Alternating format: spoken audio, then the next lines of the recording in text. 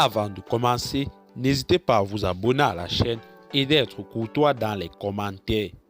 Du côté du Mali, le colonel Assimi Goïta, président de la transition, s'exprime. Je cite, « Nous promettons de poursuivre le combat jusqu'à la libération totale de notre pays. » Fin de citation. En effet, dans son adresse à la nation à l'occasion de la fête nationale du 22 septembre 2022, le président de la transition a salué la mémoire des vaillants soldats maliens et étrangers tombés sur le champ d'honneur avant de formuler des vœux de prompt rétablissement aux blessés. Le colonel Assimi Goïta n'a pas manqué de saluer également la mémoire des victimes civiles de toutes les localités du pays.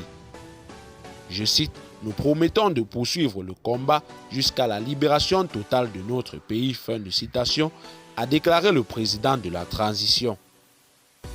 S'adressant à ses compatriotes à la veille de la fête nationale de l'indépendance du Mali, le président de la transition a tenu un discours réconfortant quant à la poursuite de l'engagement des forces de défense et de sécurité.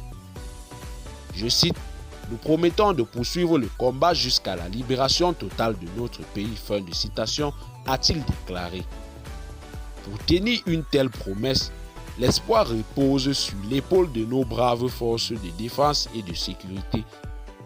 Ce rêve de vaincre les forces obscurantistes et d'honorer la mémoire des victimes militaires ainsi que civiles ne peut se faire sans les moyens adéquats.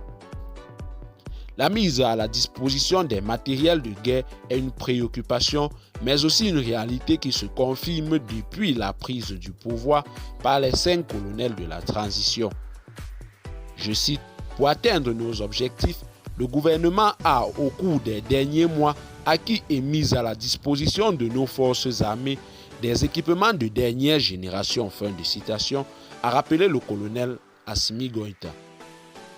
Ces équipements dont parle le chef suprême des armées sont notamment des véhicules tactiques, des engins blindés, des camions logistiques, mais aussi des vecteurs aériens.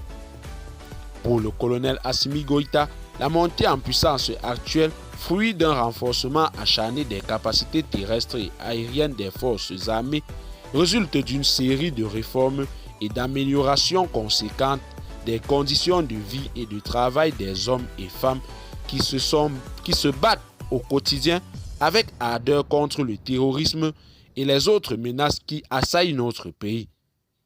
Eh bien, chers téléspectateurs, c'est tout pour cette note d'information. Laissez-nous en commentaire vos impressions et à très bientôt pour une nouvelle note d'information.